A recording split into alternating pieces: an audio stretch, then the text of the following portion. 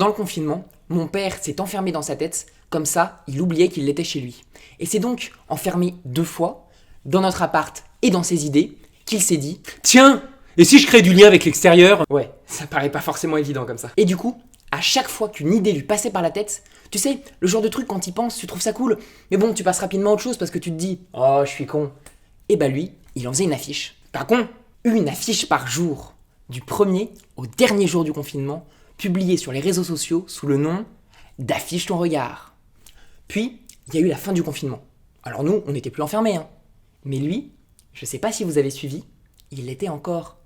Plus dans son appart, bien sûr, mais dans ses idées, à réfléchir, à essayer de mettre de l'ordre. Il se rendait bien compte qu'il pouvait pas s'arrêter comme ça du jour au lendemain. On n'était qu'au début de l'histoire de la crise.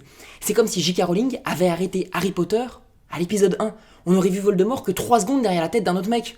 On serait un peu resté sur notre faim quand même. Et bah c'était pareil. Fallait qu'il continue. Et c'est là qu'il a voulu remercier. Remercier ceux qui ont continué à travailler pendant le confinement.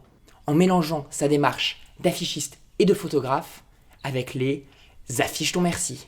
Remercier ceux qui nous ont permis de nous nourrir. Remercier le corps médical. Remercier ceux qui ont nettoyé notre ville. Et plein d'autres encore. En résumé, remercier ceux qui nous ont permis d'être confinés. Qui ont permis à mon père d'être doublement confiné. Dans ses idées et dans son appart. Et qui donc, indirectement, lui ont permis de faire ses affiches du confinement. Ses affiches ton regard.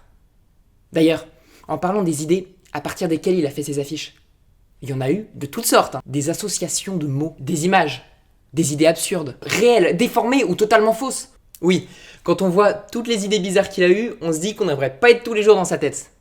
Mais que ce serait quand même une expérience de dingue de pouvoir essayer, non ? Eh ben vous savez quoi ?